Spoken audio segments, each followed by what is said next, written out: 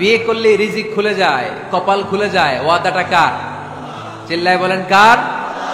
কাজী নজরুল ইসলাম অল্প বয়সে বিয়ে করেছেন। আমাদের স্বাধীনতার স্থপতি এদেশের মহান নেতা বঙ্গবন্ধু শেখ মুজিবুর রহমান অল্প বয়সে বিয়ে করেছেন। মহাত্মা গান্ধী অল্প বয়সে, সব বড় বড় নেতারা অল্প বয়সে বিয়ে করেছেন। কিন্তু তারা যে সফল হয়েছে, কোনো সমস্যা হয়েছে? কথা কয় না। আমাদের স্বাধীনতার স্থপতি বঙ্গবন্ধু শেখ মুজিবুর রহমান, উনি সফল না ব্যর্থ? চিল্লায় বলে সফল। তো উনি যে কম বয়সে বিয়ে করে সফল হয়েছে, এই বিয়ে ওনার কোনো বাধা দিছে? কথা বলেন। ঝামেলাটা হইলো ওনারা কম বয়সে বিয়ে করে সফল হয়েছেন, আর আমরা সফল হয়ে তারপরে বিয়ের পিড়িতে বসতে চাই, ঠিক কিনা? সফলতার কোনো শর্টকাট নাই। বিয়ে করেন, সফল বানিয়ে দিবে কে? এজন্য বিয়ে করতে রাজি আছেন তো সবাই? সবাই রাজি? যারা একটা করছেন তারাও হাত তুলছেন। আজকে খবর আছে বাড়িতে গেলে। আল্লাহ তুমি কবুল করো। এজন্য বিশ্বনবী সব সময় বলতেন ফাস্তাউসু বিন-নিসাই খায়রা, নারীদের সাথে ভালো আচরণ করো, কোমল আচরণ করো। নারীরা হচ্ছে কাচের গ্লাসের মতো। কাচের গ্লাস আস্তে করে ধরতে হয়, আস্তে করে রাখতে হয়, আস্তে করে মুছতে হয়। এটা নিয়ে জোর জবরদস্তি করলে এটা ভেঙে যায়, ঠিক কিনা? এজন্য নারীদের সাথে কোমল আচরণ করবেন, ভালোবাসার কথা বলবেন, আপনার স্ত্রীর কাছে আপনার ভালোবাসা প্রকাশ করবেন প্রাণ উজাড় করে। পারবেন?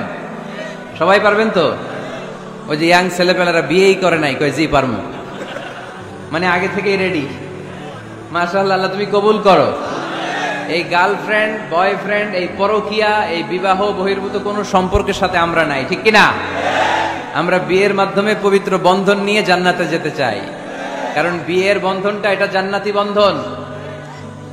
আল্লাহ তাআলা সাইয়েদনা আদম আলাইহিস সালামকে বললেন, তুমি ইয়া আদম উসকুন আনতা ওয়া যাওজুকাল জান্নাহ, তুমি আর তোমার বউ মিলে জান্নাতে থাকো। তার মানে তাদের বিয়ে হয়েছিল জান্নাতে, আর বিয়ের সম্পর্কটা জান্নাতি সম্পর্ক। আলহামদুলিল্লাহ পড়েন। বিয়ের পরিস্থিতি, প্রিপারেশন এগুলোরে সহজ করে দিবেন, বিয়েকে কঠিন করবেন না। আল্লাহর দোহাই লাগে, যে সমাজে বিয়ে করা কঠিন ওই সমাজে জিনা করা সহজ, আর যেই সমাজে বিয়ে করা সহজ ওই সমাজে জিনা করা কঠিন, ঠিক কিনা? আপনি বাংলাদেশের উদাহরণে আসেন। বাংলাদেশে বিয়ে করা সহজ না কঠিন? কঠিন। 8 লক্ষ টাকা মোহরানা দেয়া লাগবে, এত টাকা পামু কই? কথা বলেন। কিন্তু পরকিয়া করা সহজ। অবৈধ সম্পর্ক বিল্ড আপ করা, গার্লফ্রেন্ড বয়ফ্রেন্ড সম্পর্ক রাখা, বান্ধবীরে বাদাম খাওয়ালে আপনার সাথে চলে আসবে, ঠিক কিনা? তার মানে অল্প পয়সায় এই হারাম সম্পর্কগুলোকে অর্জন করা যায়। আর বিয়ে করতে চাইলে বাবা বলে আগে নিজের পায়ে দাঁড়া। তো এতদিন কার পায়ে দাঁড়াইছে? কথা কি বুঝতে পারতেছেন? এজন্য কিশোরগঞ্জের ছেলের বাপ মেয়ের বাপ যারা আসছেন, বিয়েটারে সহজ করে দেন, সহজ করে দেন। এই উঠতি বয়সের যুবক যুবতী, কিশোর কিশোরী, তাদের যৌবনের তাড়নায় যে পাপগুলো করে তার একটা পার্সেন্টেজ গুনাহ আপনার বাবা হিসেবে আপনার আমল নামাতেও আছে না নাই? এজন্য খবরদার, বিয়েটারে সহজ করে দিবেন। আমি যদি কোনো দিন পথ ভুলে যাই, হাত ছানি দিয়ে কাছে নিও, মমতার বন্ধনে আমায় বেঁধে সব ভুল ক্ষমা করে দিও। আমি যদি কোনো দিন পথ ভুলে যাই, হাত ছানি দিয়ে কাছে নিও, মমতার বন্ধনে আমায় বেঁধে সব ভুল ক্ষমা করে দিও। পড়েন আমিন। আমরা সিরাতুল মুস্তাকিমের পথে চলতে চাই কি চাই না? এজন্য আমরা প্রতিদিন বলি ইহদিনাস সিরাতাল মুস্তাকিম। সবাই পড়েন ইহদিনাস সিরাতাল মুস্তাকিম। ও Allah, show us the right path, show us the correct path. তো আল্লাহ তাআলা এই সূরার 133 নম্বর আয়াতে আমাদেরকে পথ দেখিয়েছেন। পথ দুইটা, জোরে বলতে হবে কয়টা? একটা গিয়েছে ডান দিকে, আর একটা গিয়েছে, আওয়াজ করে বলেন, একটা গিয়েছে আরেকটা। নাও দ্য ডিসিশন ইজ ইয়ার্স, সিদ্ধান্ত আপনার। আপনি কোন পথের পথিক? আপনি কি ডানে যাবেন না বায়ে যাবেন? বুঝে শুনে সিদ্ধান্ত নিতে হবে কোন দিকে যাব। ডানে আছে ক্ষমা আর জান্নাত, ডানে কি আছে? আর বায়ে আছে আল্লাহর রাগ, ক্রোধ আর জাহান্নাম। সো সিদ্ধান্ত আপনাকে নিতে হবে, আপনি কোন দিকে যাবেন। মনে থাকবে কোন দিকে।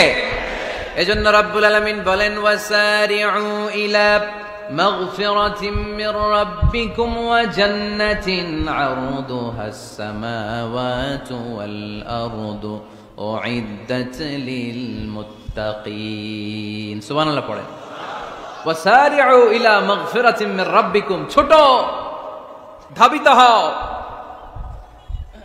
প্রতিযোগিতা করো রব্বে কারীমের দরবারে ক্ষমাপ্রাপ্তদের খাতায় নাম তুলো ক্ষমার জন্য প্রতিযোগিতা করো আর জান্নাত লাভের প্রতিযোগিতা করো আদেশটা কার আমরাও ছুটি আমরাও প্রতিযোগিতা করি দুনিয়া কামানোর প্রতিযোগিতা ঠিক কিনা কেমন করে পৃথিবীতে ভালো থাকা যায় কেমন করে অন্যের মেরে নিজের জায়গা জমি বাড়ানো যায় কেমন করে দুর্বলের উপর অত্যাচার করে সমাজে সবল হওয়া যায় কেমন করে প্রতিযোগিতার লড়াইয়ে ক্ষমতার দাপট দেখানো যায় এগুলোর প্রতিযোগিতা কেমন করে পেঁয়াজের দাম বাড়িয়ে দিয়ে খেটে খাওয়া মেহনতি মানুষের কষ্ট বাড়ানো যায় কেমন করে দেশের সাধারণ জনগণের মধ্যে গুজব ছড়িয়ে দেয়া যায় এগুলোর প্রতিযোগিতা যাতে মানুষের কষ্ট হয় যাতে আল্লাহ লানত তার উপর আসে কিন্তু মুমিনরা কখনো এ ধরনের প্রতিযোগিতায় নামতে পারে মুমিনরা যাবে ডানে না বায়ে সবাই বলেন ডানে আছে ক্ষমা আর জান্নাত